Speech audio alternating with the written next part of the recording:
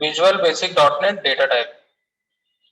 In Visual Basic .NET, data type is used to define the type of variable or function in a program.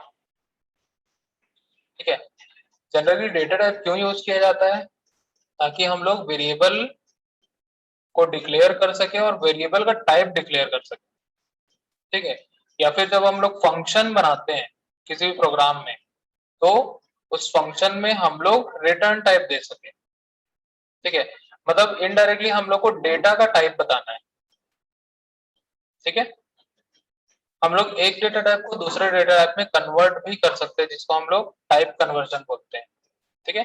A data type refers to which the type of data or value is assigning to a variable or function so that a variable can hold a defined data type value, ठीक है। तो data type generally refer किसको किया जाता है? Data के type को और वैल्यू को, जो वैल्यू असाइन की जा रही है किसी भी वेरिएबल पे या फंक्शन पे, ठीक है। ताकि हम लोग जो वैल्यू को स्टोर करें वो एक डिफाइंड डेटा को रिप्रेजेंट करना चाहिए, ठीक है। अगर हम लोग इंटीजर का कोई भी एक वेरिएबल बनाते हैं तो उसमें इंटीजर ही वैल्यू होगी, ठीक है। कैरेक्टर का अगर हम लोग वेरिएबल बनाते हैं तो उसमें कैरेक्टर वैल्यू ही होनी चाहिए, ठीक है।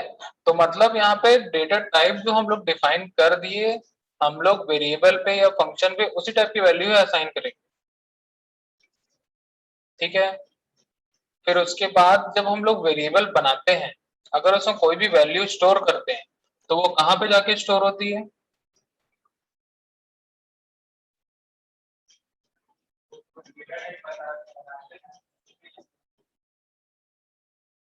मेमोरी पे होती है, ठीक है। अलग अलग डेटा टाइप के लिए अलग अलग टाइप की मेमोरी यूज की जाती है। मतलब कोई 1 बाइट का होगा, कोई 2 बाइट का होगा, कोई 4 बाइट का होगा, कोई 8 बाइट का होगा। अलग अलग मेमोरी साइज यूज की जाती है, ठीक है। और ये मेमोरी उसको कहाँ से मिलेगी? रैम से मिलेगी, ठीक है। तो हर एक वेरिएबल के लिए एक ब्लॉक ऑफ मेमोरी जो है रैम पे असाइन की जाएगी, ठीक है। और वहीं पे वो वैल्यू जाके स्टोर होगी, ठीक है। अब यहाँ पे सिंटेक्स देखते हैं हम लोग कैसे वेरिएबल बनाते हैं। हमने कहीं पहले भी वेरिएबल बना चुका है। सबसे पहले यहाँ पे हम लोग लिखते हैं डिम, ठीक है। डिम का मतलब होता है डायमेंशन, ठीक है। फिर उसके बाद हम लोग वेरिएबल नेम लिखते हैं, फिर एज लिखते हैं और डेटा टाइप लिखते हैं, ठीक है। तो ये सिंटेक्स हम लोग फॉलो करके वेरिएबल को डिक्लेयर कर सकते हैं, ठीक है। अब यहाँ पे हम लोग डेटा टाइप पढ़ रहे हैं तो डेटा टाइप हम लोग यहाँ पे लिखे लास्ट, ठीक है। जो भी हम लोग डेटा टाइप यहाँ पे लिखेंगे, इंटीजर, फ्लोट, डबल, कैर या फिर जो भी डेटा टाइप है, वही इस वेरिएबल का डेटा का एक्चुअल टाइप जो है वो डिसाइड करेगा, ठीक है। इंटीजर लिखेंगे तो इसके अंदर इंटीजर टाइप की वैल्यू स्टोर हो सकती है, कैरेक्टर लिखेंगे तो कैरेक्टर टाइप की वैल्यू ही स्टोर हो सकती है, ठीक है।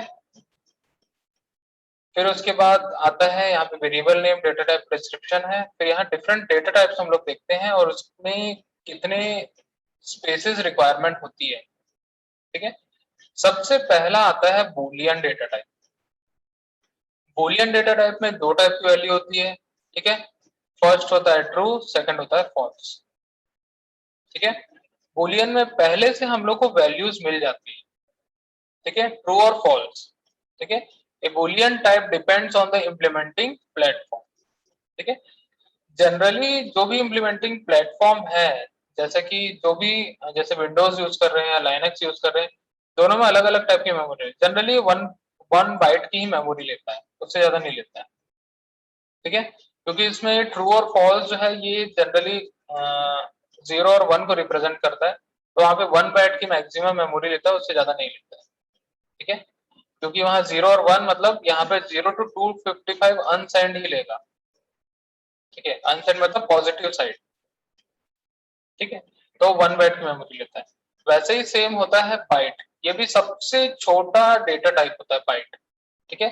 जिसका मेमोरी साइज 1 बाइट होता है और इसका बाइट रेंज होता है 0 to 255 अनसाइंड।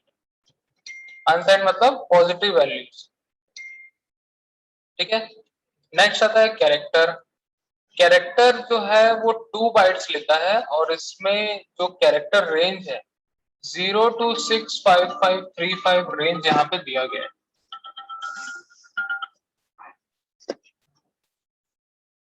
ठीक है, 65535 यहाँ पे दिया हुआ है। ठीक है, और वो अनसाइड में मतलब पॉजिटिव साइड कैरेक्टर में जो यहाँ पे बोला जा रहा है 65535, ये कौन सा रेंज होगा? ये आस्की कैरेक्टर का रेंज है। ठीक है, आस्की वैल्यूज जानते हैं, हर कैरेक्टर की एक आस्की वैल्यू होती है। ठीक है, तो आस्की वैल्यू बहुत लंबी जाती है। ठीक है, हम लोग तो कुछ ही जानते हैं अल्फाबेट्स वगैरह के लिए, लेकिन आस्की वैल्यू जो होती है वो जैसे जैसे टेक्नोलॉजी बढ़ती जाती है उसमें बहुत सारे अपडेशन किए गए हैं और बहुत लंबी वैल्यूज है। ठीक है, तो जनरली इतनी लंबी वैल्यू कैर के लिए कभी नहीं ली जाती, क्योंकि वहां पे हम लोग एक डिजिट या एक अल्फाबेट या फिर ऐसे हम लोग सिंगल वैल्यूज ही लेते हैं वहां पे। ठीक है, नेक्स्ट आता है डेट। ये 8 बाइट्स का साइज लेता है। ठीक है, इसका डेटा रेंज क्या होगा? अब यहाँ पे जो डेट है वो जनरली इसमें डेट और टाइम दोनों होगा। ठीक है, मतलब हम लोग को जैसे मान के चलो अगर डेट लेना है तो इसके भी बहुत सारे फॉर्मेट्स होते हैं। ठीक है, हम लोग पर्टिकुलर फॉर्मेट में हम लोग सेव करते हैं और ये डेट और टाइम दोनों मेंशन करता है। ठीक है, यहाँ पे पहले टाइम आएगा, फिर उसके बाद डेट यहाँ पे डिसाइड किया जाता है। ठीक है, जो भी डेट होगा वो करंट डेट होगा या फिर बैक डेट होगा, कुछ भी डेट हो सकता है, लेकिन पर्टिकुलर फॉर्मेट इसका अलग अलग टाइप के फॉर्मेट होते हैं। कोई फॉर्मेट में पहले टाइम होता है, बाद में डेट होता है। ठीक है, किसी में स्लैश स्लैश करके रहता है। ठीक है, किसी में डेट पहले रहता है, मंथ बीच में रहता है, फिर ईयर रहता है। ठीक है, D D M M Y Y Y इस टाइप से अलग अलग टाइप के फॉर्मेट होते हैं। ठीक है, तो डेट को अगर स्टोर करना है तो उसके लिए डेट डेटा टाइप यूज किया जाता है। ठीक है, फिर आता है डेसिमल। डेसिमल यहाँ पे 16 बाइट का स्पेस लेता है। ठीक है, और इसका रेंज बहुत ज्यादा रहता है। ठीक है, 0 to प्लस माइनस में अगर देखें तो इतना बड़ा रेंज हमारे पास अवेलेबल है। ठीक है, अगर एक्सपोनेंट में देखें तो +28 तक। ठीक है, तो डेसिमल जो है सबसे बड़ा डेटा टाइप माना जाता है और उसके अंदर अनलिमिटेड टाइप का नंबर स्टोर कर सकते हैं। ठीक है, इतनी बड़ी वैल्यूज तो आज तक कभी नहीं पहुंची है, लेकिन उसको भी सपोर्ट करने के लिए बनाया गया है। ठीक है, फिर आता है डबल। डबल जो होता है 8 बाइट से लेता है।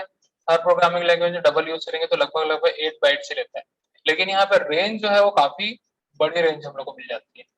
ठीक है, -1.7 समथिंग कुछ से लेके +308 एक्सपोनेंट। ठीक है, और उसके बाद इतनी बड़ी वैल्यूज नेगेटिव वैल्यूज के लिए। ठीक है, काफी बड़ी वैल्यू हम लोग को यहाँ पे मिल जाती है। तो डबल डेटा टाइप जो होता है वो जनरली डेसिमल नंबर को भी सपोर्ट करेगा और फ्लोटिंग पॉइंट वैल्यूज को भी सपोर्ट करता है। ठीक है, दोनों को सपोर्ट करेगा। फिर आता है इंटीजर। इंटीजर जो है 4 बाइट्स लेता है। ठीक है, और इसमें नेगेटिव टू पॉजिटिव वैल्यूज हो सकती है, 214, 483 और 648, माइनस से लेके प्लस तक। ठीक है, नेगेटिव पॉजिटिव दोनों वैल्यूज इसके अंदर रहेगी, मतलब साइंड रहेगा।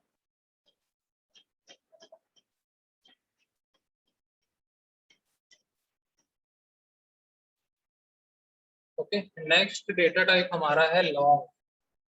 देखिए, लॉन्ग डेटा टाइप जो होता है वो 8 बाइट का स्पेस लेता है। ठीक है, इसमें भी काफी बड़ी वैल्यूज हम लोग ले सकते हैं, साइंड और अनसाइंड दोनों ले सकते हैं। ठीक है, फिर आता है ऑब्जेक्ट। ऑब्जेक्ट जो है उसमें डिफरेंट डिफरेंट डेटा टाइप के हम लोग डिफाइंड वेरिएबल्स हम लोग ले सकते हैं। ठीक है, जैसा हम लोग ने सी में स्ट्रक्चर पढ़ा था, सी प्लस प्लस में ऑब्जेक्ट्स हम लोग देखे थे, सेम वही चीज है। ऑब्जेक्ट्स में हम लोग क्या करते थे, डिफरेंट डिफरेंट डेटा टाइप्स की वैल्यूज को हम लोग स्टोर करते हैं। ठीक है, जनरली ऑब्जेक्ट जो होता है एक यूजर डिफाइंड डेटा टाइप का कोई एक वेरिएबल होता है। ठीक है, यूजर डिफाइंड डेटा टाइप जब हम लोग बनाते हैं या फिर हम लोग के पास कोई प्री डिफाइंड क्लास भी होता है, उसका हम लोग ऑब्जेक्ट बनाते हैं। जैसे कल हम लोग ने एक प्रोग्राम बनाया था, उसमें एक ऑब्जेक्ट बनाया था, है ना। सर्कल नाम का एक क्लास था, उसका हमने क्या बनाया था, एक ऑब्जेक्ट बनाया था। उसमें हम लोग इंटीजर वैल्यू लिए थे और उसमें क्या थे, फंक्शंस भी थे। ठीक है, तो वैसे ही हम लोग मल्टीपल डेटा टाइप के वहां पे क्या ले सकते हैं, वेरिएबल्स बना सकते हैं और उस सिंगल क्लास का हम लोग ऑब्जेक्ट बना सकते हैं। ठीक है, तो ये डिपेंड करता है जनरली जो हमारा आर्किटेक्चर है ऑपरेटिंग सिस्टम का, वो 32 बिट है। ठीक है, तो 4 बाइट लेगा, अगर 64 बिट है तो 8 बाइट लेगा। ठीक है, डिपेंड करता है। तो हम लोग को रेंज भी वैसे ही मिलती है, अगर वो 8 बाइट ले रहा है या 4 बाइट ले रहा है तो 4 बाइट के हिसाब से हम लोग को रेंज कम मिलेगी, 8 बाइट अगर ले रहा है तो हम लोग को रेंज ज्यादा मिलेगी वहां पे। ठीक है, फिर उसके बाद शॉर्ट बाइट, ये 1 बाइट लेगा और ये 128 to 127 minus 128 to 127 signed integer है। ठीक है, शॉर्ट 2 बाइट से माइनस 32 768 टू 32 767 तक। ठीक है, फिर आता है सिंगल। ठीक है, 4 बाइट्स लेता है और ये भी कुछ वैल्यूज हम लोग को मिल जाती है नेगेटिव टू पॉजिटिव। ठीक है, स्ट्रिंग आता है, स्ट्रिंग सभी लोग जानते हैं स्ट्रिंग क्या होता है। ठीक है, डबल कोट्स में हम लोग कुछ भी लिखते हैं, सीक्वेंस ऑफ कैरेक्टर्स। ठीक है, चाहे वो कैरेक्टर नंबर्स हो या कोई अल्फाबेट हो या सिंबल्स हो, कुछ भी हो। ठीक है, अगर हम लोग उसको डबल कोट्स के अंदर लिख देंगे तो स्ट्रिंग बन जाता है। ठीक है, कोई भी सीक्वेंस ऑफ कैरेक्टर जो होगा उसको हम लोग स्ट्रिंग बोलते हैं। ठीक है, फिर उसके बाद यू इंटीजर मतलब अनसाइंड इंटीजर है, ये जनरली 4 बाइट्स लेता है। ठीक है, इसका रेंज होता है 0 टू इतना। ठीक है, तो इतने सारे प्रिमिटिव डेटा टाइप्स अवेलेबल होते हैं। प्रिमिटिव डेटा टाइप्स बोले या फिर हम लोग यहाँ नॉन प्रिमिटिव दोनों ही होते हैं, जैसे ऑब्जेक्ट और स्ट्रिंग जो है वो नॉन प्रिमिटिव डेटा टाइप्स है, और यहाँ पे जो बूलियन है वो भी नॉन प्रिमिटिव डेटा टाइप्स होते हैं।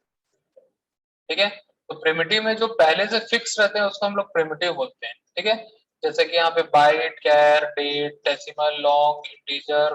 ठीक है, शॉर्ट बाई शॉर्ट, सिंगल और ये अनसर्टेनिटी, इतने सारे जो डेटा टाइप है वो सारे प्रिमिटिव डेटा टाइप्स में आते हैं। ठीक है, तो हम लोग को इतना ज्यादा याद नहीं रखना है, कुछ कुछ चीजें याद रखो बस, जैसे कि डेट है, कैर है, बुलियन है, डबल, इंटीजर और बस काफी है। ठीक है, स्ट्रिंग होता है। ठीक है, जब भी हम लोग कोई सॉफ्टवेयर डेवलप करते हैं उसमें बहुत सारे टाइप के डेटा को हम लोग हैंडल करते हैं। ठीक है, अगर मान के चलो कोई ऐसा सॉफ्टवेयर बनाया उसमें हम लोग बहुत सारे वेरिएबल यूज कर लिए। ठीक है, मतलब मान के तो 1 आध करोड़ वेरिएबल यूज कर लिए। ठीक है, और सॉफ्टवेयर बहुत बड़े लेवल का है, तो अगर मान के चलो 1 करोड़ वेरिएबल अगर 1 बाइट भी लेता है तो कितने बाइट हो जाएंगे, कितना एमबी लेगा, वो कितना जीबी लेगा।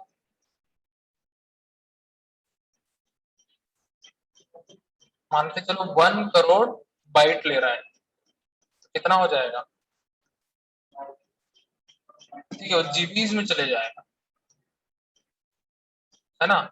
तो जीबी में चले गए, अगर मान के चलो 2 जीबी भी जाता है तो 2 जीबी रैम ऐसे ही खा गया वो। ठीक है, जैसे इसका बहुत बड़ा एग्जांपल बताता हूँ, गूगल क्रोम।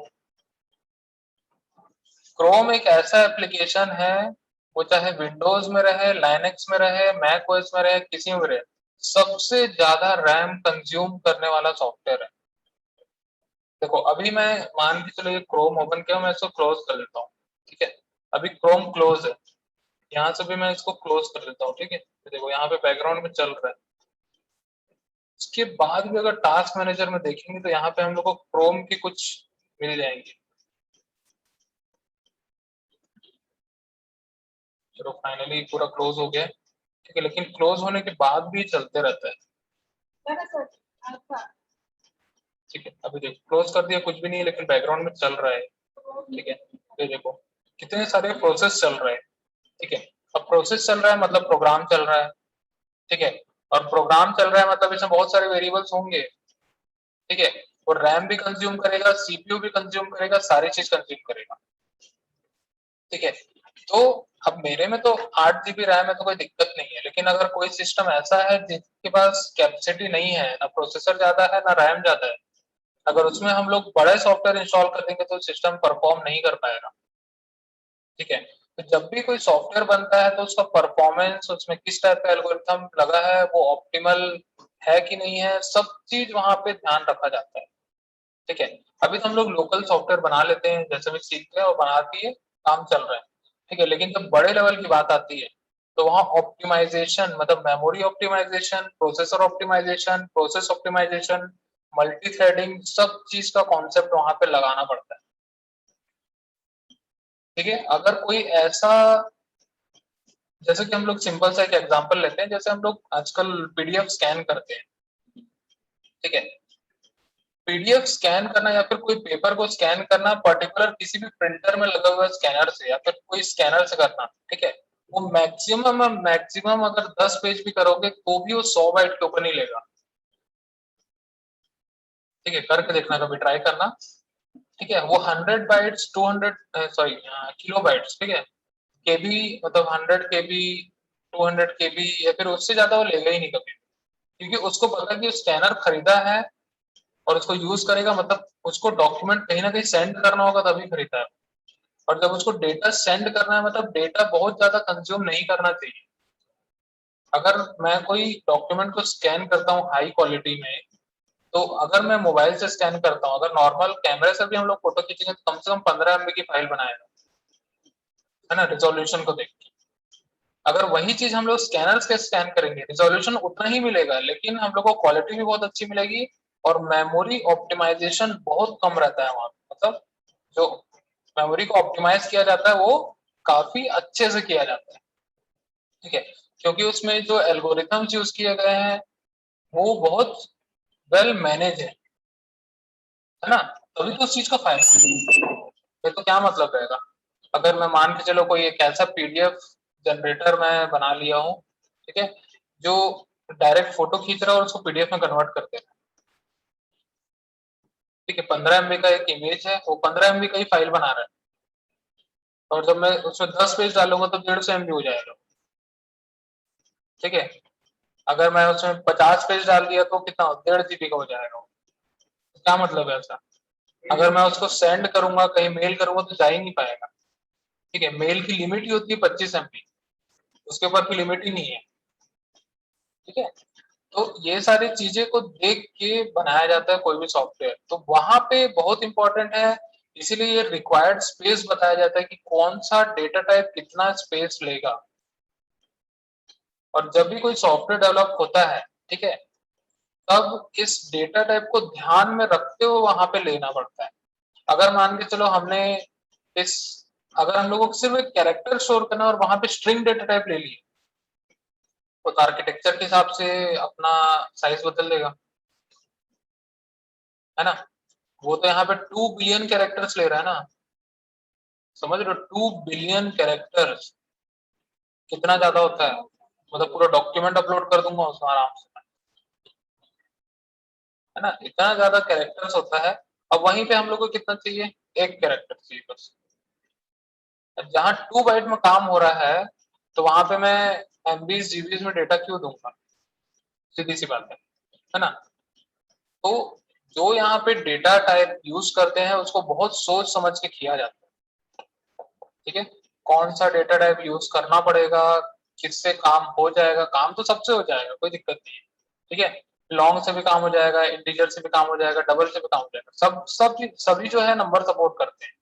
लेकिन कब कौन सा मेमोरी यूज करना है, ठीक है, फॉर बेटर ऑप्टिमाइजेशन, परफॉर्मेंस के लिए अच्छा होना चाहिए और सभी सिस्टम में सपोर्ट करना चाहिए। ठीक है, ताकि हम लोग जो एप्लीकेशन बनाए वो कभी भी किसी भी सिस्टम में हैवी ना हो। ठीक है, जैसे एक एंटीवायरस आता है नेट प्रोटेक्टर, जानते होंगे, बहुत सस्ता आता है, 200 250 रुपए मिल जाता है मार्केट में। ठीक है, और किसी से बार्गेन कर लोगे तो 50 रुपए में दे देता है वो। ठीक है, रेट ही उसका वैसे 20 30 रुपए मिलता है मार्केट में। ठीक है, बस की आता है और वो सीडी वो लोग फ्री में देके जाते हैं, वो की का बस पैसा लेते हैं। ठीक है, और कुछ नहीं। अगर वो सॉफ्टवेयर को कंप्यूटर पे इंस्टॉल करोगे, ठीक है, वो सॉफ्टवेयर पता नहीं कैसे बनाया गया, वो लोकल सॉफ्टवेयर है छत्तीसगढ़ का ही कहीं का, और छत्तीसगढ़ के बाहर वो नहीं मिलेगा। ठीक है, वो अपना मार्केट यहीं जमा के रखा है और सस्ते में इसलिए देता है क्योंकि परफॉर्मेंस अच्छा है, ऐसा नहीं है, वायरस पकड़ता है, वायरस को रिपेयर करता है, सब चीज करेगा। लेकिन जैसे मान के चलो 32 बिट में इंस्टॉल कर लिए हम लोग विंडोज 7 32 बिट, ठीक है, तो वो अलग टाइप से काम करेगा। विंडोज 8 32 बिट में इंस्टॉल कर लिए तो थोड़ा मेमोरी और ज्यादा लेगा वो। 64 बिट में इंस्टॉल करोगे तो मेमोरी बहुत ज्यादा लेगा। ठीक है, वो पता नहीं कैसी अपने डेटा टाइप्स यूज किया है, कैसा ऑप्टिमाइजेशन किया है, और पूरे सिस्टम में सबसे ज्यादा वो सीपीयू कंज्यूम करता है। मतलब हमेशा स्कैनिंग करता रहेगा, जबरदस्ती स्कैनिंग करेगा, ऐसा है। सिस्टम चालू होगा तो स्कैनिंग होगा और हमेशा स्कैन करता ही रहता है। ठीक है, तो कोई भी एंटीवायरस सॉफ्टवेयर या फिर कोई भी ऐसा सॉफ्टवेयर जो बैकग्राउंड पे प्रोसेस सबसे ज्यादा रन करेगा, ऑब्वियस सी बात है वो परफॉर्मेंस अपना डाउन करेगा, परफॉर्मेंस उतना अच्छा नहीं दे पाएगा। ठीक है, तो बैकग्राउंड पे प्रोसेसर यूज करना और मेमोरी यूज करना, ठीक है, जितना कम हो उतना ही परफॉर्मेंस उस सॉफ्टवेयर का बढ़ जाता है। ठीक है, क्लियर। तो डेटा टाइप का हम लोग को लगता है कि ये कुछ नहीं है, छोटे छोटे डेटा टाइप डेटा यूज करते हैं, लेकिन जब हम लोग बड़े लेवल की बात करें तो यही मेन रहता है जहाँ पे हम लोग को मेमोरी ऑप्टिमाइजेशन करना होता है। तो बनाया है ना हम लोग। ठीक है, in PS byte num as integer, integer का बनाए थे, डबल भी बनाए थे हम लोग। ठीक है, कैर भी बना चुके हैं, स्ट्रिंग भी बना सकते हैं। ठीक है, सेम वैसे ही यहाँ पे हम लोग वेरिएबल्स क्रिएट करते हैं। ठीक है, और वेरिएबल्स को एक्सेस करते हैं। एक्सेस कैसे करेंगे? अगर हम लोग को प्रिंट करना है तो प्रिंट कर सकते हैं, उसमें कुछ कैलकुलेशन करना है कैलकुलेशन कर सकते हैं। ठीक है, समझ में आया? ये है डेटा टाइप।